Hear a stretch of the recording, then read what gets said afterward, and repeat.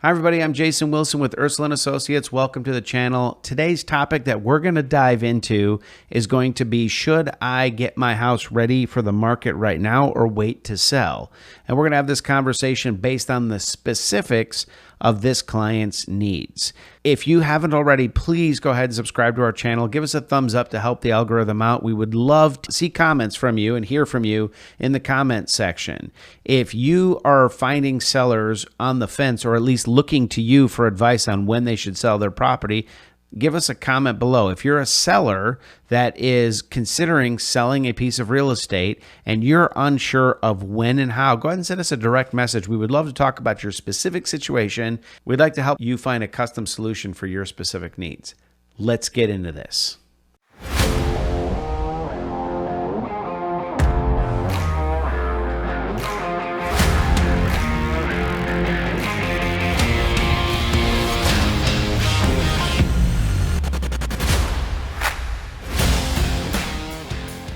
Okay, so what we're talking about today is selling or waiting. And this conversation is brought to you by the specifics of why we want to sell. In a shifting market, there's always going to be clients that were in the move-up market that would normally want to, sell and buy another house, but due to interest rates or for outside reasons, they might want to sit on the fence and wait it out, right? Like they don't have to sell. They'd like to, but it's not a requirement. So in that situation, what we're talking about now is moving over to people who have to relocate, usually for a job or a career opportunity. If they're looking to relocate, then the conversation needs to be some specific questions. So if you fall in this category, here's what I would ask you.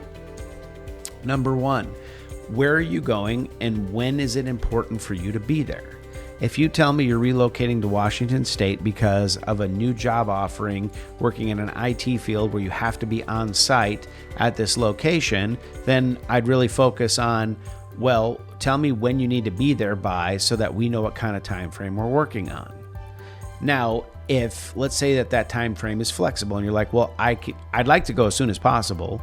However, they're going to let me work from home for up to a year, so I have some leeway. My next question is going to be, when did you purchase the home? If you told me you bought it a year ago, obviously we're going to be concerned that there's enough value here to cover your expense of selling it, because even though the market's appreciating, with the cost of selling a piece of property, this may be a break even or potentially a loss if there's deferred maintenance that needs to be done on the property. If there's not, and let's say the market's appreciated or you've done a ton of things to the house and you're planning on netting $50,000 more than you paid for it after you put in all the money, then the conversation ends up being advising you to talk to your CPA about possible capital gains, because unless this has been your primary residence for 2 out of the last 5 years and you haven't sold another primary residence in the last 2 years, it's possible that the sales could trigger a taxable event for you, and you might want to know that. If you had flexibility, and let's say it was 6 months to your 2-year anniversary on this property, and your CPA said, hey, if you wait that long, you would qualify to be able to have the gain without taxes, we might want to work our plan around that time frame. That is a mitigating factor for that particular story. Now, if that's the story, then we also would say, hey, well, what can we do to the property? Let's pretend the client is handy. If you're a handy person and you can get material costs pretty cheap and do a lot of work, like countertops, tile backsplashes, toilet replacements, flooring, exterior and interior paint. If you can do those things and you don't have the labor burden, then I would say take that extra 6 months, do what you can labor-wise to be able to do it, sub out the things you don't want to do, like perhaps countertops or tile backsplashes, and then keep your budget low enough, but improve the house enough that we can actually create a better profit margin for you. Now, you'll be able to utilize all the expenses that you put into the house as part of your basis, but at the end of the day, it's utilizing the time, right? Just at least handling the deferred maintenance thing. Right now in this shifted market, deferred maintenance will cost you more than it will cost you to fix. For example, if there's a lot of things that aren't done on the house and you're in a mid-tier price point, let's say $500,000, and you just want to say, well, I want to sell it as is. and the work that needs to be done, let's just say for the sake of argument, is 30 grand. It's likely going to cost you $60,000 in terms of what somebody wants to pay, because they're not going to give you penny on penny of what it's going to cost. And what people don't know, they invent. So doing the work will save you far more money than having to negotiate it down. Now, there are certain things that just aren't, the juice isn't worth the squeeze, and you have to compare the properties around you and match them. How we would do that is, for example, if you're like, let me put in new windows, and let's pretend you're a contractor that could do the work yourself. And let's pretend that the material cost will be $10,000 to be able to do the windows.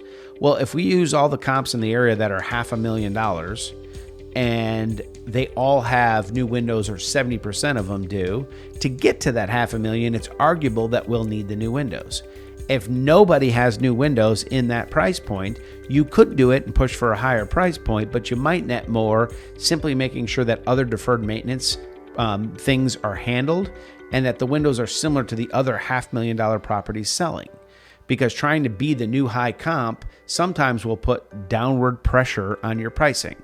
It is strategies like this that we customize for every single client. Sometimes that requires us to say, we don't advise selling today, but if you want to, here's the things we would do, and we're happy to walk with you through that process.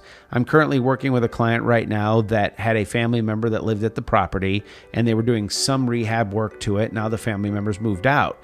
Well, we have to get multiple crews in there, from a plumber to a handyman to an electrician to a cleaner and a junk out person, to remove all the rest of the debris that was left behind in order to get this property ready. By working with a professional team like ours, I am providing referrals to all of those trades to be able to get in there, move this along so we don't lose time and can still make the summer market. If you're thinking about selling and you want a free consultation on what this might look like, feel free to reach out to us at the number below.